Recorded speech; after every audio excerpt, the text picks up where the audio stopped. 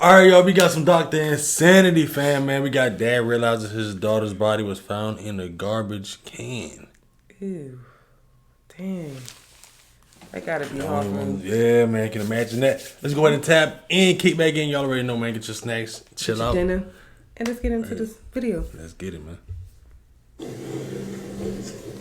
Whoa! Yeah. Got it?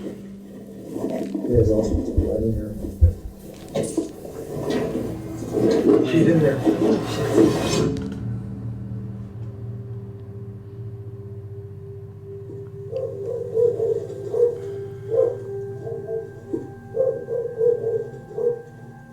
Is that what? She's here?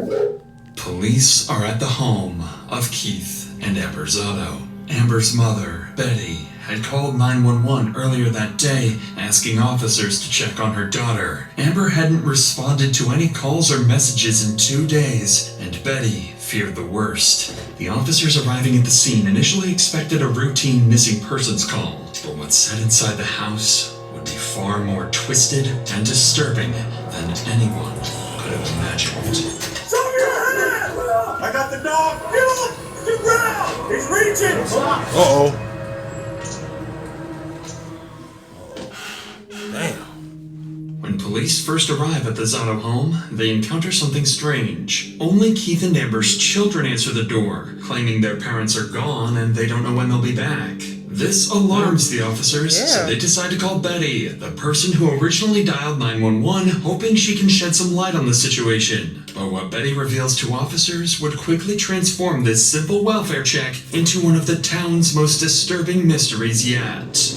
Hello? Betty, it's Officer Crowley, Aurora Police Department. I'm at the Milan Circle address. I'm talking to the kids. What's your relation to this family, just so I know? I'm their grandma. She didn't take her truck because you can see it in the driveway. Yeah, I was wondering about that. Her phone, the bank card is still in the house. Yeah. Betty, how many times do you think she's done that? Well, she's come over to my house. Oh, 3-4 times this year. But it's always been for a day. So what I'd like to do is start where we always start, and that's the last place she was seen. I don't want to ask these kids for permission to go in the house, so I may have to call your son-in-law, talk to him on the phone, and see if he'll give me permission to go inside.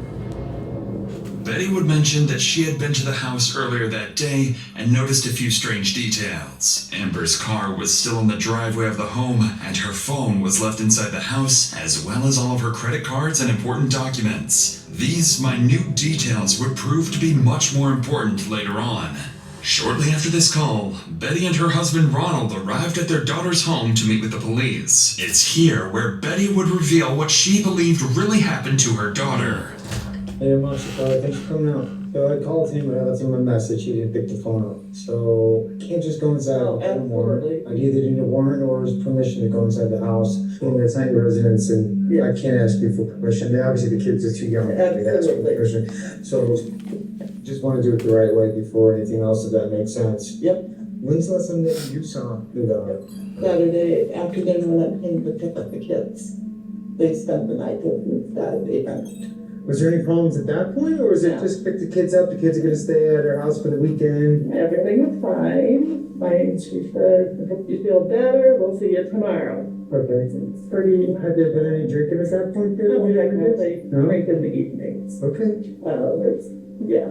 And then no sign that there'd been any argument or anything like that. Okay. As you can see, I don't want you to think that I jumped to any conclusions, but I'm just trying to put like a kind of a piece of timeline and kind of behavior as well too. According to Betty, the family typically had dinner together on the weekends, and although Keith and Amber occasionally argued, things never turned physical, at least not to her knowledge. But with no parents home, officers still couldn't legally enter the residence, so they continued speaking with Betty, hoping she'd reveal something that could explain Amber's sudden disappearance.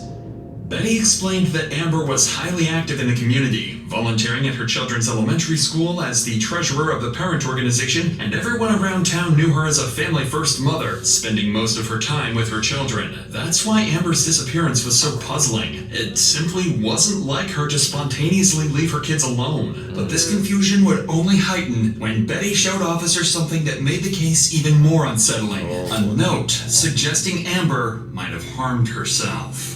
The note is what. Note suggesting... Even if I say I want to die, let it happen. Please, please. It is what it is. It is best for you and our children. Everyone would be better off if I wasn't here. Wow. I don't. What if she didn't Amber write that? might have harmed What if she didn't write that?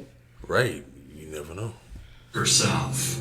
The note is what concerns Do you mind if I read that? I don't have a problem. Is this a copy of it or is this? Yes, I made a copy. I don't know if this is the original. Okay. I didn't wanna, Just for my report, I'm gonna have to take the original for evidence for property at some point, okay? Okay. But I'm gonna sit and read this in the meantime. The note Betty had discovered earlier read in part, I haven't been the best wife. I deserve everything and all the horrible thoughts you think of me. I have always had it in my mind. Make sure my mom has to identify my body. Everyone would be better off without me. At first glance, the note appears as a tragic, heartfelt goodbye. Amber seemingly detailing years of self-doubt, despair, and emotional pain. But something about this note didn't align with what police knew about Amber. According to her mother, whenever Amber and Keith fought, Amber always stayed at her parents' house and had never just disappeared. Certainly not without contacting her family first. And although Betty clarified that her daughter had a history of self-harm ideation and emotional struggles, the note's tone sounded off. Especially the disturbingly specific instructions for her own mother to identify her body, which seemed strangely cruel. To investigate... Just like you say, what if she didn't write that? Like, Right. he Yeah. did it, and you can, you know what I'm saying? That's not really, the mother can tell. You're right. And they said identify her body. Like, what? That, you know what I'm saying? That, Like Yeah. it switched from like first person to Yeah. third person to like, Yeah, it don't add up. it's getting crazy. own mother to identify her body, which seemed strangely cruel. To investigators, these unusual details hinted at the chilling possibility that the note wasn't exactly what it appeared. They began to suspect Amber might not have written these words freely. Something wasn't right. So based on these signs, officers decided to speak with Betty again, this time on the oddities found inside the note. Do you think it's something that, would he harm her in any way? Would you have any either information or inkling that that might happen? No, okay. If she had walked away, I mean, I'm just wondering where else or how far she could have gone. she has walked to our house. We're in Yeah.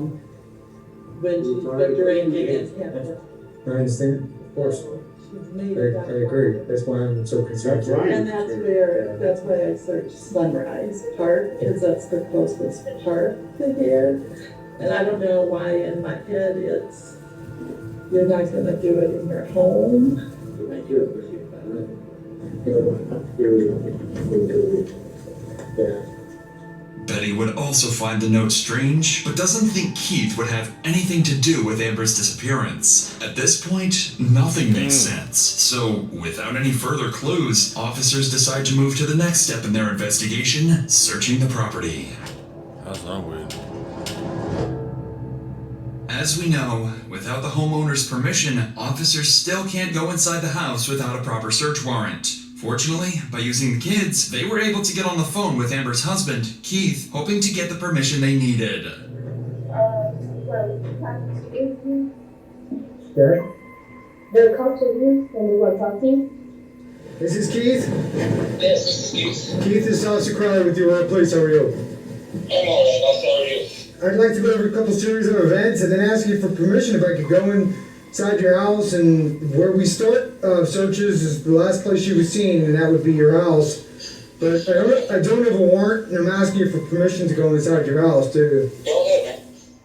Luckily, Keith seemed to have no problem letting officers search his home. While one officer continued his conversation with Keith, another would immediately begin searching the property, completely unaware they were both minutes away from uncovering the horrifying truth.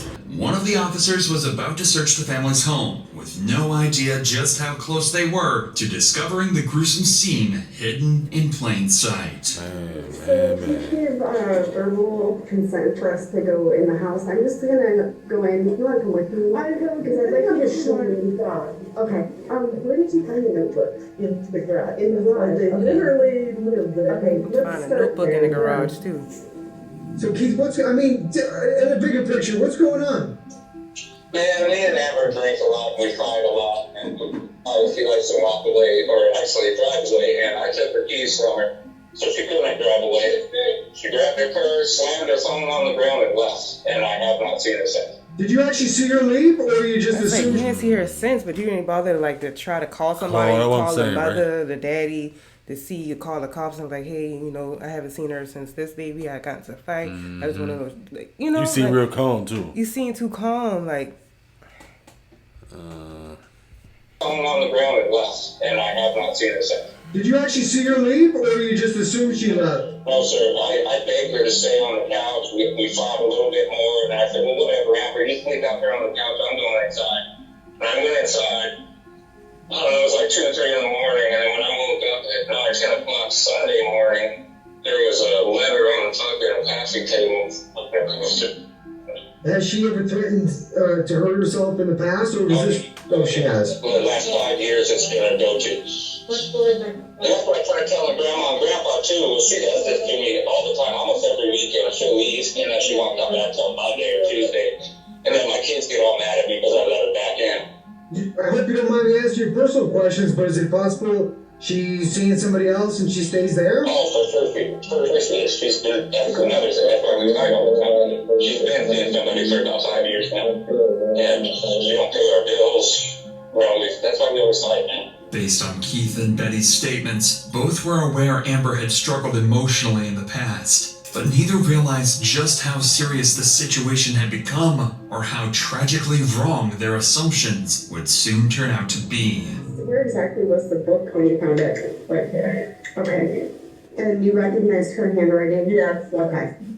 It's unmistakable. She's correct. Okay, this argument, you guys are arguing about her seeing somebody, or were you guys arguing about lots of stuff? Well, that always comes into play, but this particular argument was about her not paying my mortgage for 6 months. I gave her all my money, I just cashed my check and she pays all the bills. And lately she hasn't been paying her bills. Hey Keith, did it get physical at all, or was it just arguing? Yeah, we've been physical a couple of times, but I want to say Saturday night, no. This is a fair question. Is there any chance that you hurt her in any way? I fucking hope not, dude. I fucking hope not. But yeah, there's a possibility. That right there. That's come on, man. I effing hope not, dude. I effing hope not. Like how he say physically, so why you say I effing hope not? I effing hope not. Like you too know drunk or something? Like you blacked out and you realize what happened. Like, come on, man. And then you hear like the sadness in his voice, like he knows something wrong. Just like he was saying about how she's leaving and stuff like that. The shakiness in his voice. You're right. Anyway? I fucking hope not, dude. I fucking hope not.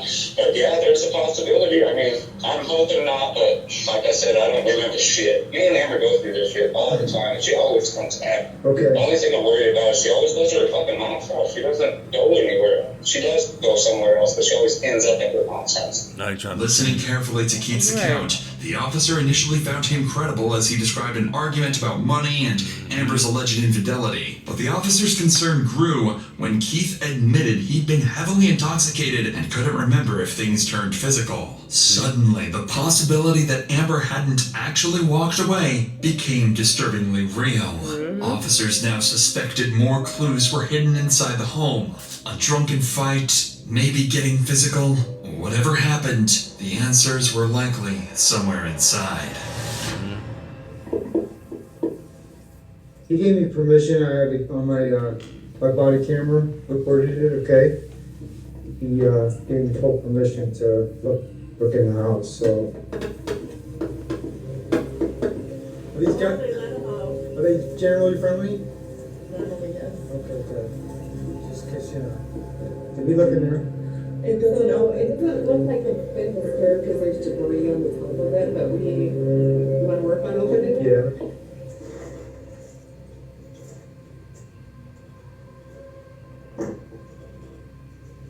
What?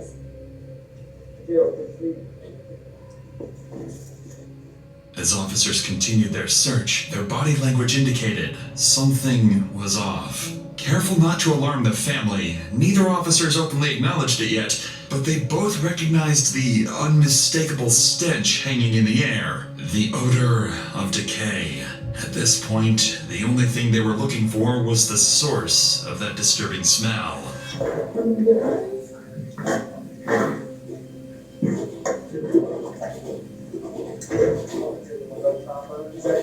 Finished off hooked up, you're kind of like a flat. No, it's just that. It's right here.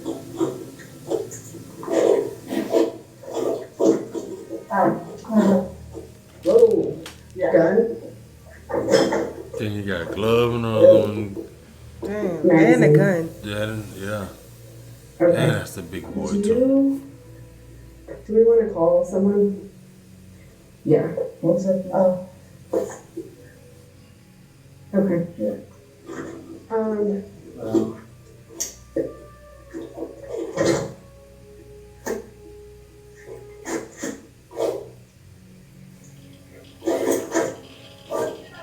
We'll have you stay inside, please.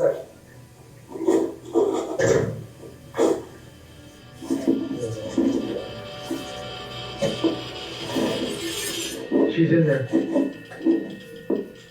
Dang, he's like you. Inside the trash can in the garage was a gun, and underneath that was Amber's decaying body with a gunshot wound to the head, discarded with the rest of the garbage. This was now a crime scene, and police immediately began to suspect that this was far from self-inflicted. Oh yeah. Yeah. When I searched the house, tried to feel when it was, something funky, I looked in that trash bin. Okay. There was nothing in it. Well, when was that? When did- I was here about 9 a.m. Okay. There was not, I would have noticed that. Okay. The top was the carpets, and because of the smell, I literally find I'm just gonna sit here. forensic files. It was not there, so somebody's been here. Okay. And the kids were sleeping and they are unaware of being here. Okay. Mama didn't So take them. somebody Okay. did that. Okay. Ready? What's your boyfriend? Ron, can you get the kids? They're still waiting in your house. Strangely, although Betty had noticed the same foul odor of decay earlier, she didn't realize its implications, instead believing, or perhaps choosing to believe, that all this concern was simply because of the firearm police discovered in the trash can. Betty didn't know it yet, but her statement would soon cast serious suspicion on her, making detectives question whether she herself had played a role in Amber's death. wow. For now, though, officers had to Right. secure the area and move Amber's family away from the gruesome scene. I don't want the kids to see. I mean, this This is. She said she been there early and she said she. So if you look here, and obviously there's a gun there, but if you look here, you can see her foot. She weighs about 160, 170 pounds. Right there, where your hand is. Your body. Yeah. So I called Reno. He's calling it to you, and I know he sent you too.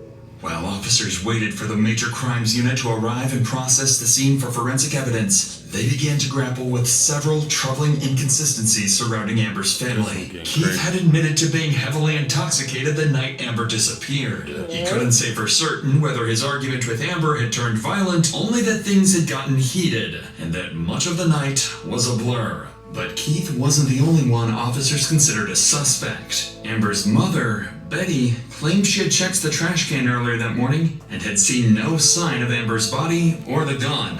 Yet, just hours later, both appeared right there in plain sight, exactly where she swore she'd already searched. Right. Even stranger to officers was Betty's demeanor. Despite the horrifying situation unfolding around her and the chill, right? I didn't want to say nothing because people You see, have different emotions. Yeah. They react different. I didn't want to say anything, but I was like, damn, your child. You find your child in a garbage can like some trash.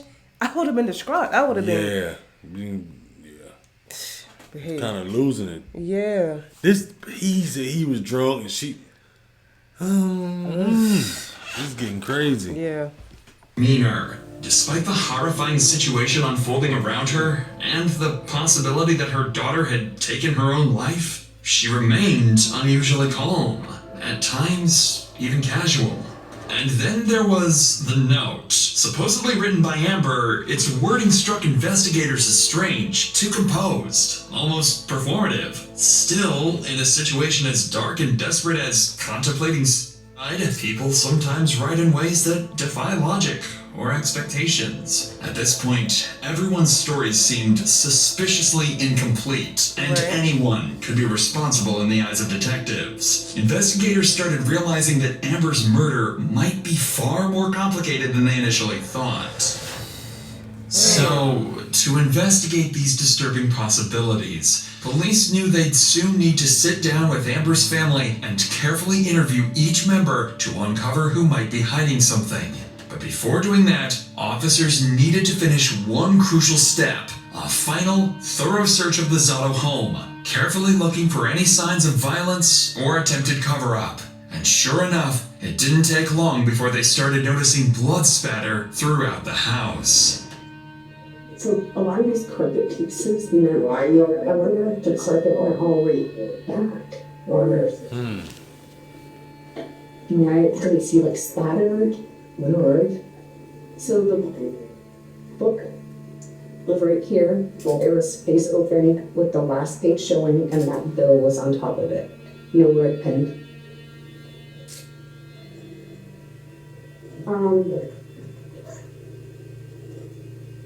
Just run on the light switch.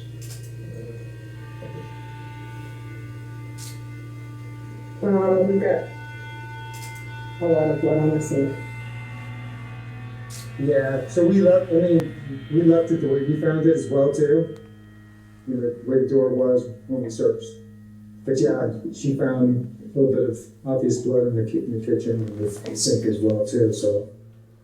Within minutes, officers found clear evidence that something violent had occurred before Amber's body ended up in the trash can. Their first sign that foul play was likely involved. Additionally, the Major Crimes Unit documented critical forensic evidence, including the silver revolver found over Amber's concealed body, blood spatter around the trash can, and debris deliberately placed to hide her remains. Despite these findings pointing towards foul play, detectives still needed clarity on whether Amber's death was a premeditated act or the result of a heated argument that spiraled violently out of control. But they had two major issues preventing them from answering this crucial question. First, Keith was nowhere to be seen, and his phone had gone completely unreachable. Second, and most important, detectives had yet to determine exactly who was responsible, because at this point, several people remained under suspicion, including Amber's mother and even her own children.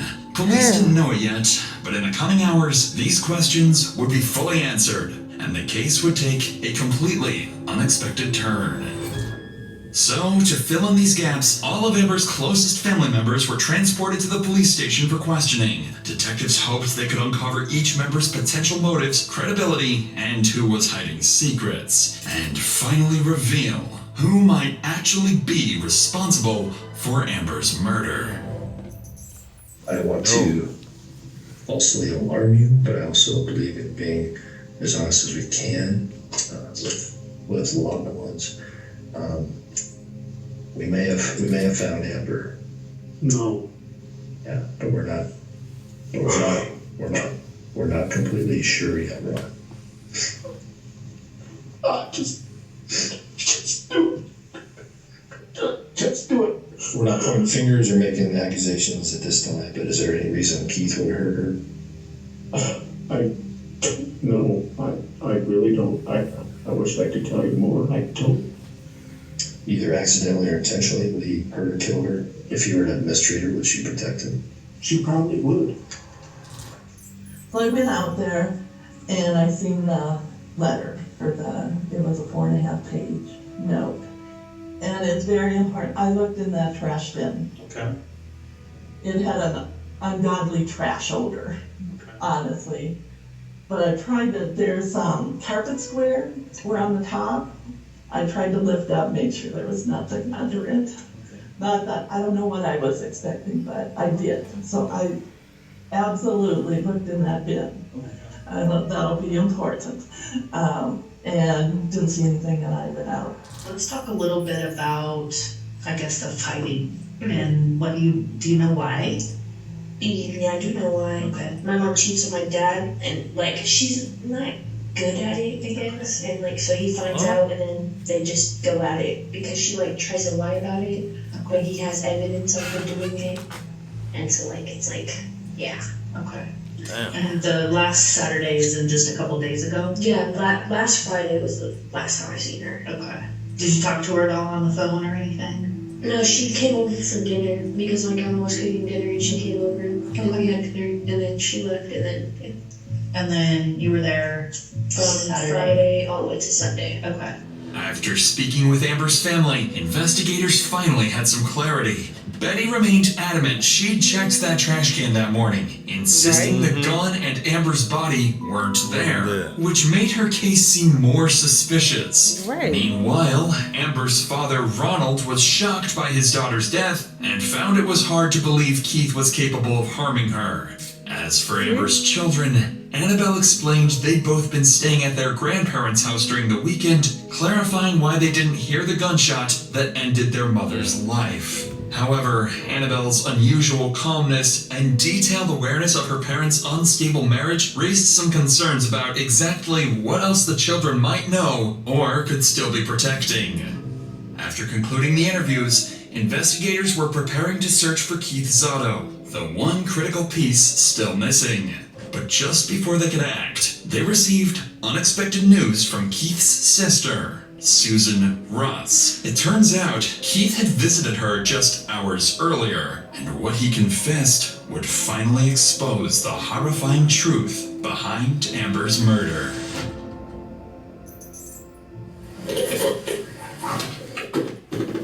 I saw my brother park up there, and so I got the dogs out. And I didn't know the front door was open, and he just came in, and I seen it on his face, and he goes, "You know, I don't hate you." That was the first thing out of his mouth. And I said, "I know, I love you, you're my best friend."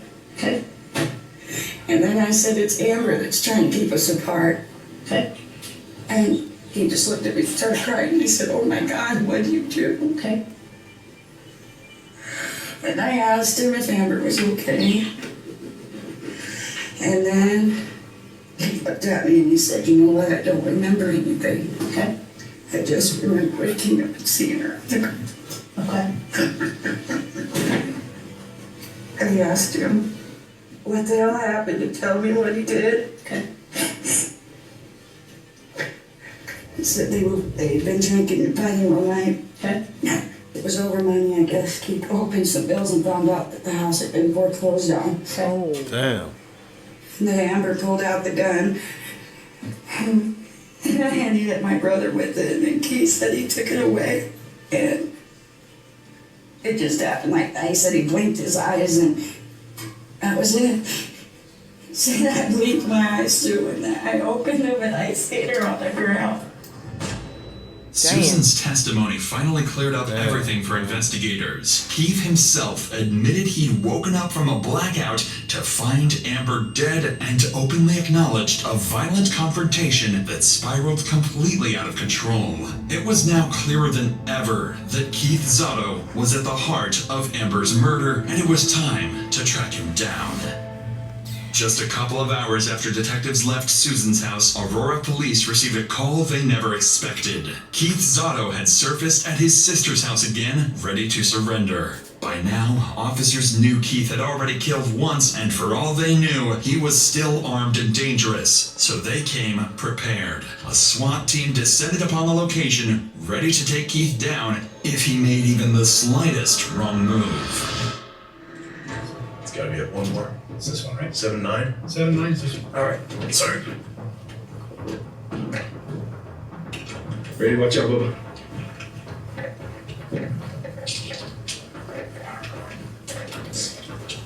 Show me your hands! Front door. Man, come to me. I see him. I see him. Come to me. Come on out. Turn right. Point to me. Come to me. I got a guy out.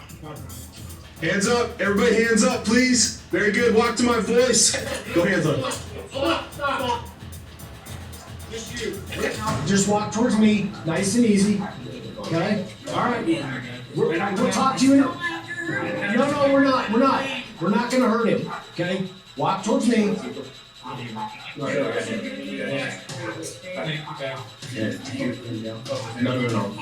Just keep walking. Walk towards this guy. Very good. You're good, man. Very good. Very good. Very good. Sit back right there, man. Yes, sir. Long guns. Yeah, feel free to go down here. It all looks normal. Bro, if you just want to hold it, I'll be back with you.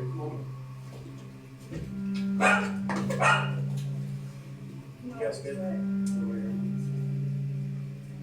that your mom and who else is the other lady? Gotcha. Okay, man. Very good. We appreciate you coming out, bud. We'll explain it all to you, okay? Okay, buddy. Okay. Okay. There you go. Remember, bud.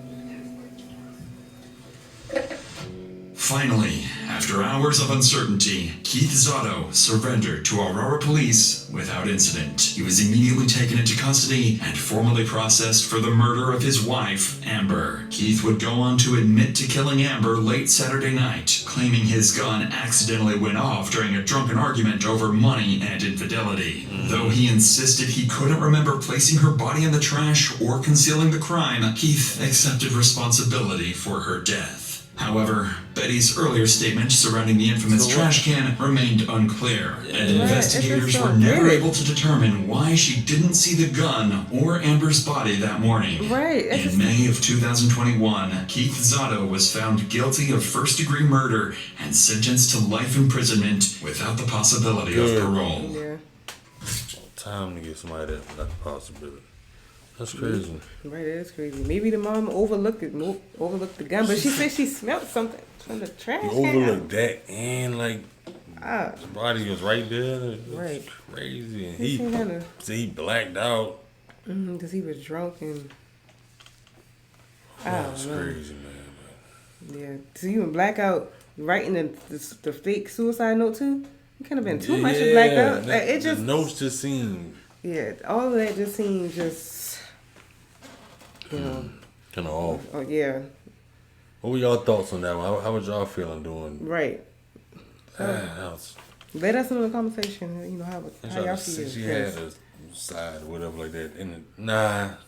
But yeah, y'all let us know your thoughts down below. Don't forget to like the video, share with your friends, subscribe if y'all haven't. We love y'all. Check out the rest of the videos. We'll catch y'all next one. Catch y'all next one.